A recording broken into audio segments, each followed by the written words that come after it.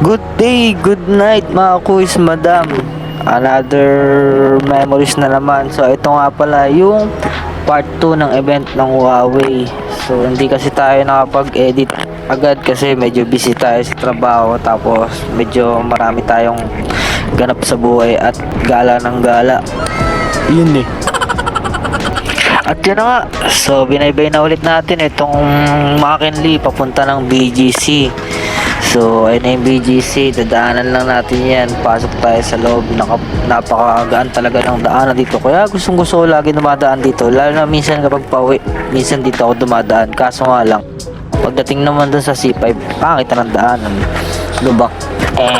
At ayun na nga, so hanap natin ko na yung manager ko rito at ako ay maghahanap na ng parking. Ayun, tas dito is tamang lakad na ako, papunta na ako rito sa mismong area namin ng event. So ayun yung mga tent, dyan nakaposto yung mga brand ambassador. Ayun, kita nyo naman sa mga gilid, nag-aayos.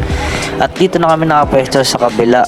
At yan na nga, tignan nyo naman, napakaganda na ng spot namin. Kitang-kita na namin lahat, pati yung mga brand ambassador, pati yung mga diba. Dito is tamang asikaso kami na manager namin sa mga kailangan namin gawin. So ready na namin yung mga thermal, yung mga pang-resibo, para ayun, kapag may bumili is ready na lang. So ayun, nagdaratingan na rin yung mga client namin. Ayun, tignan nyo, may maganda agad kaming client.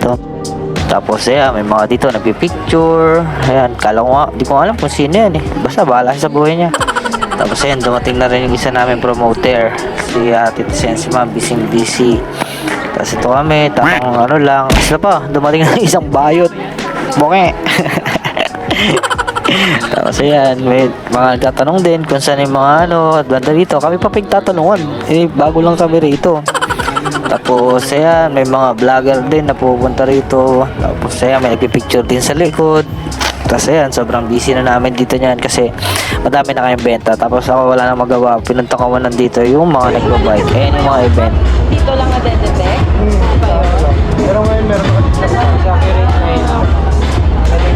Beles 2 ways naman. About cash and exchange. At yan na nga, muntikan ko pa siya mabudol. At yan na nga, inaabot na naman kami ng gabi. Sobrang daming tao. Tapos may mga vlogger pa rin hanggang ngayon. Ayun, buti na lang, natapos na rin yung araw na to. Grabe, pagod namin dito. Woo! Kapoy ba? Kapoy. Ayan, tamang na kami, ready na rin kami ng manager ko para baka uwi na rin kami mapagpahinga dahil may duty pa kami bukas sa mismong store namin. At yun na nga, so hindi ka naman napapansin na nasasayang ko na naman yung 3 minuto na walang kwenta ng buhay nyo. Kaya ayun, maraming salamat, paalam.